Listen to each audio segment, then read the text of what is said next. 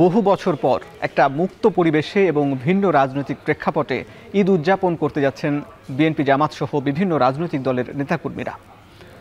জুলাই গণঅভ্যুত্থানে আওয়ামী লীগ পতনের পর একদিকে স্বৈরাচার মুক্ত নির্বিঘ্ন পরিবেশ, অন্যদিকে আগামী জাতীয় নির্বাচনের আবহে রাজনীতিতে নতুন প্রতিদ্বন্দ্বীর আবির্ভাব। সংস্কার ও নির্বাচনের এই বিতর্কের মাঝে রাজনীতিবিদদের চোখে ঈদের রং কেমন, নতুন বাংলাদেশের ঈদ কতটা স্বস্তির, এসব নিয়ে ভোটের ট্রেনে আলোচনা করব। সঙ্গে আছি আমি হাসিব বিল্লাহ। দর্শক, আলোচনায় যুক্ত আছেন বিএনপির সমাজ কল্যাণ বিষয়ক সম্পাদক কামরুজ্জামান রতন। রতন ভাই, আপনাকে স্বাগত জানাচ্ছি ভোটের ট্রেনে। শুরুতে ঈদ মোবারক। আপনার কাছে একটু জানতে চাই। ধন্যবাদ। জি ধন্যবাদ ভাই। আপনার কাছে একটু জানতে চাই যে পরিবর্তিত পরিস্থিতি, দীর্ঘদিন পর স্বস্তির ঈদ উদযাপন করতে যাচ্ছে বিএনপি সহ সারা দেশের মানুষ, বিভিন্ন রাজনৈতিক দলের নেতাকর্মীরা। আপনার কাছে একটু জানতে চাই, এবারের ঈদ কেমন এবং গতবারের ঈদ কেমন ছিল?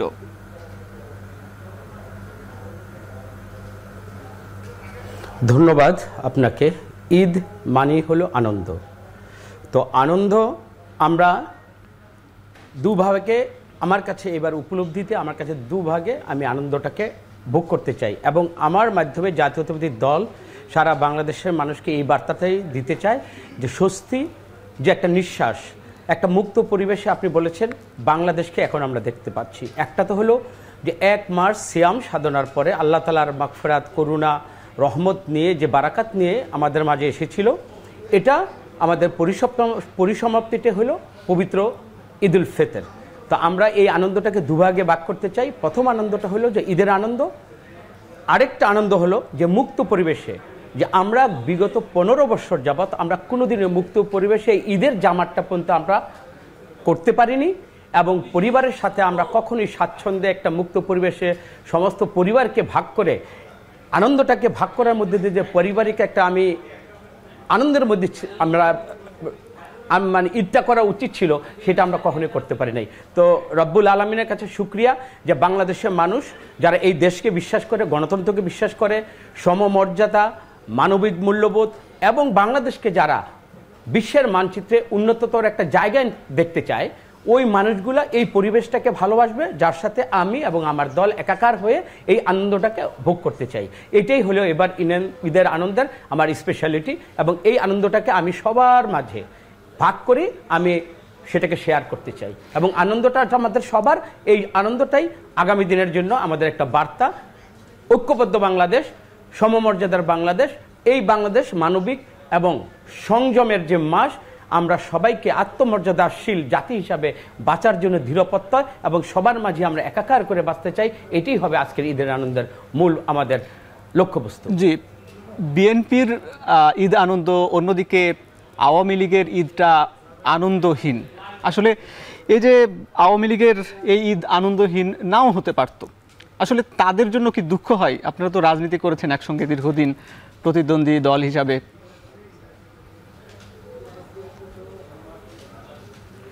মানুষ হিসাবে প্রতিটা মানুষের জন্য সংবেদনশীল হওয়া, এটা একটা মানুষের সহজাত প্রবৃত্তি।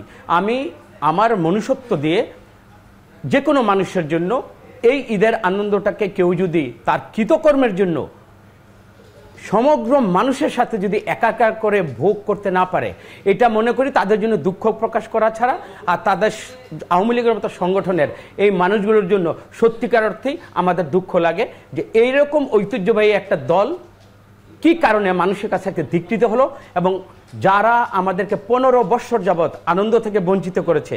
আমি মনে করি আওয়ামী লীগ এখন বুঝবে যে বাংলাদেশের সংখ্যাগরিষ্ঠ মানুষকে একটা আনন্দ থেকে বঞ্চিত করে কি কষ্ট তারা দিয়েছে।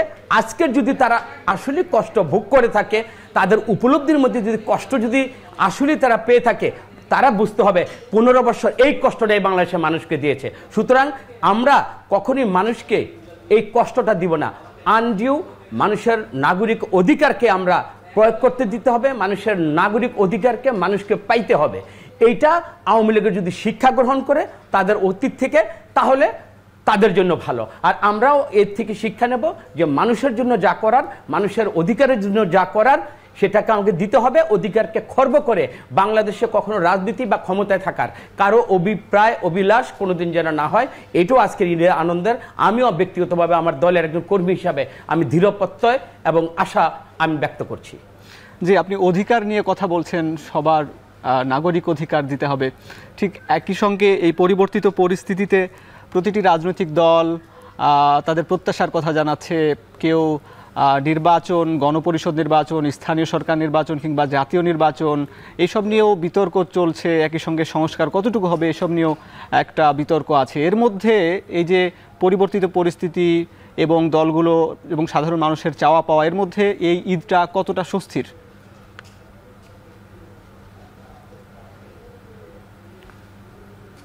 ঈদটাকে অবশ্যই আমাদের স্বস্তির জায়গায় নিতে হবে এবং আমাদের সমানভাবে আমাদের ভাগ করতে হবে। অধিকার বলতে এতটুকুই আমি বলবো, সংস্কার, নির্বাচন, মানুষের যে সবার মাঝে যে সবার অধিকারটাকে ফিরিয়ে দেওয়ার যে প্রবণতা এবং চেষ্টা, ঐকান্তিক চেষ্টা, এটা সব দলের কাছে থাকতে হবে। কিন্তু আপনি দেখেন, আমি বঞ্চিত, অধিকার হারাচ্ছিলাম, আমার উপর অন্যায় অবিচার, আমার উপর যতটুকু নিষ্ঠুরতা নির্মমতা সবই প্রয়োগ করেছে। তবে আজকে যারা নির্যাতিত আর যারা নির্যাতন করেছে, দুটাকাতে সমান পাল্লায় নিলে হবে না।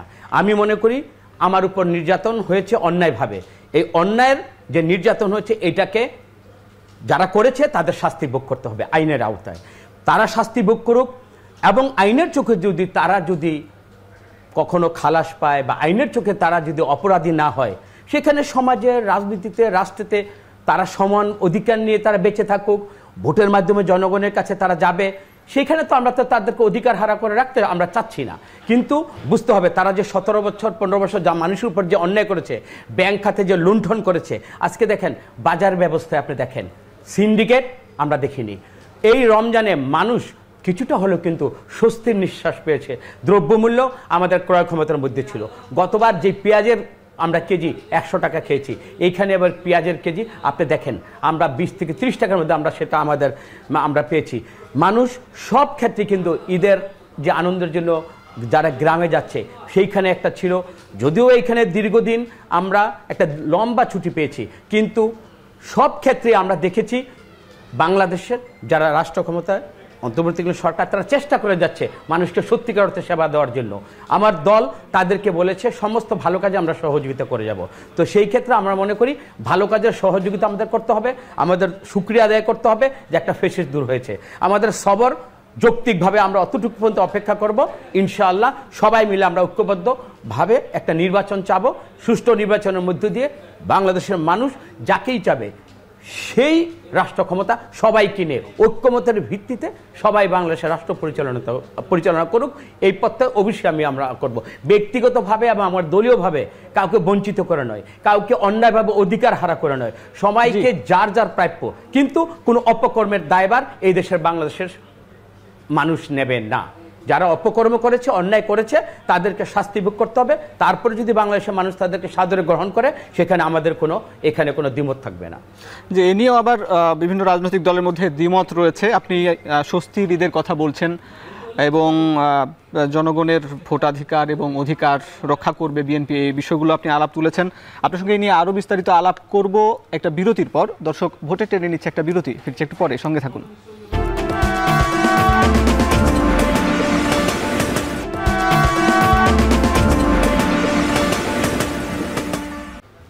বিরতির পর স্বাগত। দর্শক, দেখছেন ভোটের ট্রেন। আলোচনায় যুক্ত আছেন বিএনপির সমাজ কল্যাণ বিষয়ক সম্পাদক কামরুজ্জামান রতন। রতন ভাই, আপনার সঙ্গে আলোচনা করছিলাম। আবার যদি জানতে চাই যে এবারের ঈদটি ভিন্ন রকমের এবং এখানে স্বৈরাচার মুক্ত একটি পরিবেশ এবং একই সঙ্গে বিভিন্ন রাজনৈতিক দলের নেতারা তারা গণসংযোগও করছেন, বিভিন্ন এলাকায় গিয়ে মানুষের সঙ্গে সাক্ষাৎ করছেন। এই যে আওয়ামী লীগ ছাড়া নতুন প্রতিদ্বন্দ্বী, এই যে নতুন প্রতিদ্বন্দ্বীর সঙ্গে এই আপনাদের প্রতিদ্বন্দ্বীর সঙ্গে যে ফাইট বা রাজনৈতিক লড়াই, এটা কেমন লাগছে?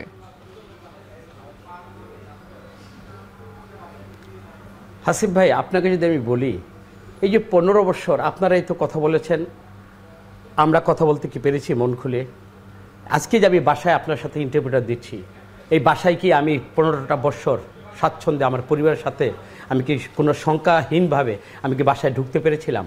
এখন আমরা যে আওয়ামী লীগ বন্ধুদের প্রতি এত সদয় হব, সংবেদনশীল হব, আমরা হতে চাইতো, কিন্তু তাদেরকে মনে করতে হবে ভাইয়া তারা কিভাবে মানুষকে নিষ্পেষণ করেছে।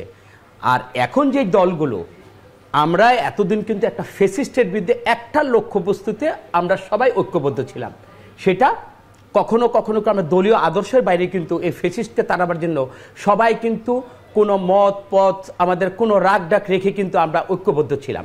এখন আসুন সত্যিকার অর্থে মানুষের কাছে গিয়েই কিন্তু আমাদের গণরায়টা নিতে হবে।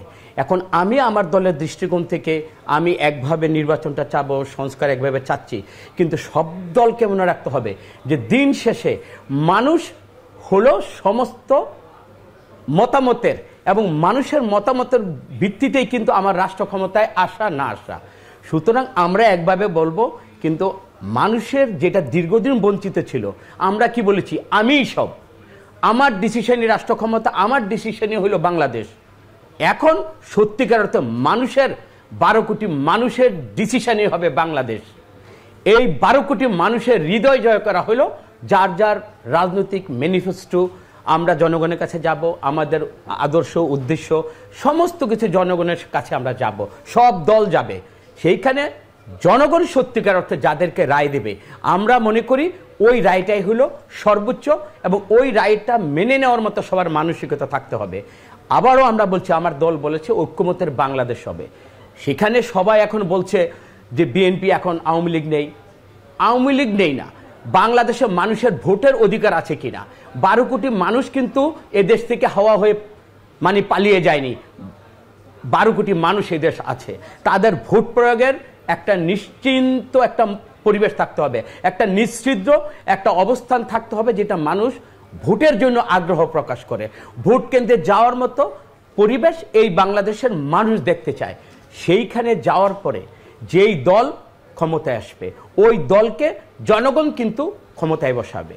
আমরা ফ্যাসিস্টের বিরুদ্ধে সংগ্রামে আমরা গিয়েছিলাম, সংগ্রামের একটা কাফেলায় একটা অভ্যুত্থান ঘটিয়ে সফলতা পাওয়া সেটা এক জিনিস, আবার আগামী দিনের বাংলাদেশ কিভাবে গঠন করব সেটা জনগণের রায় যদি আমার হয় সর্বোচ্চ এবং একমাত্র আমার বাহন, ওই বাহনে আমি কিভাবে চড়ব, ওই বাহনের যাত্রী কিভাবে হবে, ওই বাহনের দৃষ্টিভঙ্গি আমার বাংলাদেশকে বিনির্মাণের জন্য, রূপান্তরিত বাংলাদেশ গড়ার জন্য আমার দলের আদর্শ কতটুকু মানুষ গ্রহণযোগ্য হবে মানুষের কাছে, এইটাই হবে আগামী দিনের বাংলাদেশ। এবং এই জন্য সবাইকে প্রস্তুত থাকতে হবে, সবাইকে ধৈর্য ধরতে হবে, ধৈর্য ধরতে হবে ওই পর্যন্ত যেটা রিজনেবল।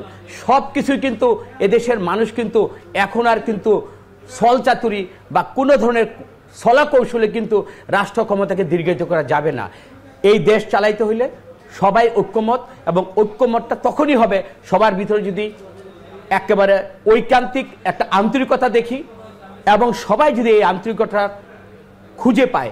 আমার মনে হয় বাংলাদেশ বিনির্মাণের জন্য ডক্টর ইউনূস সহ উনি যে দায়িত্বটা নিয়েছেন, পবিত্র আমানত হিসাবে আমরা ওনাকে বলতে চাই, রাষ্ট্র যেভাবে চাচ্ছে, 12 কোটি মানুষ যেভাবে চাবে, ডক্টর ইউনূস পৃথিবীর যেভাবে মান সম্মান উনি করিয়েছেন বাংলাদেশের জন্য, এটা আমাদের গর্বের।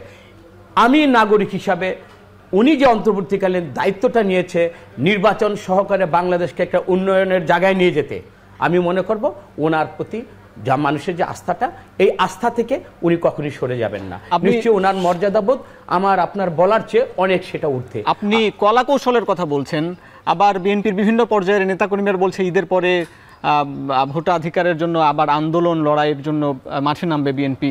আসলে কি আপনারা কি আশঙ্কা করছেন কোনো ষড়যন্ত্রের? না, রাজনীতিতে আশঙ্কা মানে শব্দটা বলবো না, আমরা একটা নিশ্চয়তা চাচ্ছি, একটা রোডম্যাপ চাচ্ছি, যে সেটা ডিসেম্বর বা উনি বলেছেন জুন, তো সেটা তো মানে একটা পার্টিকুলার একটা ডেট বা এই কারণে আমার ডেট এই মাসের মধ্যে হতে পারে, এরকম একটা আমরা একটা নিশ্চিন্ত একটা ডেট চাচ্ছি। এইটার বলতে রোডম্যাপ, এইটার জন্য আন্দোলনের নামার অধিকার, আন্দোলন নামা মানেই তো ভাঙচুর না, হরতাল না, আমরা জানাবো প্রটেস্টটা এই ধরনের হবে, সেটা আমার নাগরিক অধিকার।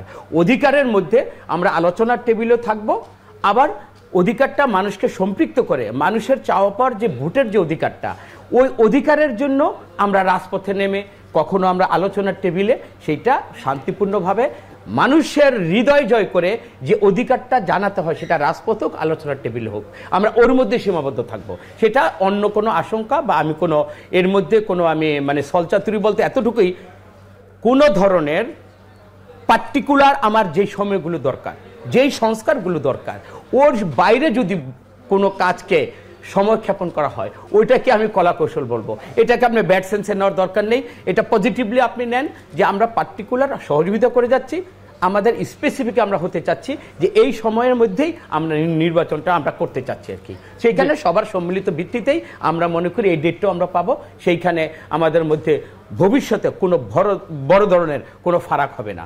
আমরা ইনশাল্লাহ আমাদের মানে যে আমাদের লক্ষ্য, এই লক্ষ্য আমরা ইনশাল্লাহ পৌঁছতে পারবো। জি, আপনি লক্ষ্যের কথা বলছেন, যে লক্ষ্যে বিএনপির নির্দিষ্ট একটি রোডম্যাপ চাই, সে কথাটি আপনি পুনর্ব্যক্ত করলেন। এবং সংস্কার এবং নির্বাচন এগুলো চলমান প্রক্রিয়া। আমরা আপনার সঙ্গে অনেক বিষয় নিয়ে আলাপ করেছি, আপনি যুক্ত ছিলেন এখন টিভির নিয়মিত আয়োজন ভোটের ট্রেনে, আপনাকে ধন্যবাদ জানাচ্ছি। দর্শক, ভোটের ট্রেনে এতক্ষণ যুক্ত ছিলেন বিএনপির সমাজ কল্যাণ বিষয়ক সম্পাদক কামরুজ্জামান রতন।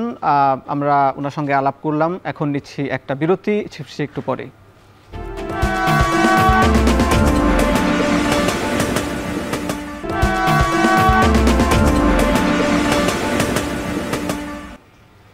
বিরতির পর স্বাগত। দর্শক, দেখছেন ভোটের ট্রেন। দীর্ঘ 15 বছরের স্বৈর শাসনের অবসানের পর আগামীকাল প্রথম ঈদ উদযাপন করবে বাংলাদেশের মানুষ। সঙ্গত কারণে এবারের ঈদ উৎসবে যুক্ত হয়েছে ভিন্ন আমেজ। রাজধানী ঢাকা সহ সারা দেশে ঈদ মিছিল, মেলা সহ বিভিন্ন কর্মসূচি পালন করার ঘোষণা দিয়েছে বৈষম্য বিরোধী আন্দোলনে অংশ নেয়া বিভিন্ন প্ল্যাটফর্মের ছাত্র জনতা। তবে 7 মাস আগে জীবন বাজি রেখে আন্দোলনে গিয়ে যারা শহীদ হয়েছেন তাদের কথা ভুলে যায়নি তাদের পরিবার স্বজনরা। গণ অভ্যুত্থানের অন্যতম নেতা ছাত্র শিবিরের তৎকালীন ঢাকা বিশ্ববিদ্যালয়ের শিবির শাখার সভাপতি সাদিক কায়েম এ নিয়ে একটি ফেসবুক স্ট্যাটাস দিয়েছেন। তার ফেসবুক পোস্টটি আমরা একটু দেখে নিতে চাই। তিনি বলেছেন, গত বছর যে সন্তানরা এসে মাকে সালাম করত তাদের সহস্রজন আজ শহীদ। আমাদের একটা উৎসব মুখর ঈদ উপহার দিতে গিয়ে কত প্রাণ পেয়েছে শাহাদাতের ঠিকানা। ঈদগাহের মোনাজাতে তাদের স্মরণ করতে ভুলব না আমরা। ফ্যাসিবাদ মুক্ত বাংলাদেশে জানাই ঈদ মোবারক। দর্শক, যারা এই ফ্যাসিবাদ বিরোধী আন্দোলনে গিয়ে হাজারেরও বেশি মানুষ নিহত হয়েছেন, শহীদ হয়েছেন এবং প্রায় 20 থেকে 25 হাজারের মতো মানুষ আহত হয়েছেন, যারা পঙ্গুত্ব বরণ করে এখনও বিছানায়, হাসপাতালের বিছানায় কাতরাচ্ছেন, তাদের স্বাভাবিক জীবন এখনও ফিরে আসেনি। তবু এর মাঝে বাংলাদেশ আবার নতুনভাবে নতুন দেশ গড়ার স্বপ্ন নিয়ে এগিয়ে যাচ্ছে নতুন সরকার, যারা এই সংস্কার কার্যক্রমের মধ্য দিয়ে আগামী একটি জাতীয় নির্বাচন দিতে চায়। দেশের মানুষ এখন সেই প্রত্যাশায় আগামীর বাংলাদেশ হবে বৈষম্যহীন এবং এই ঈদ যেন সাদিক কায়েমের ভাষায় যদি বলতে হয়, তাদেরকে যেন আমরা ভুলে না যাই, যা ঠিক একইভাবে আমরা ভুলে যাব না 71-এর মুক্তিযোদ্ধাদেরও। এ ছিল ভোটের ট্রেনের আজকের আয়োজন। সঙ্গে থাকার জন্য ধন্যবাদ।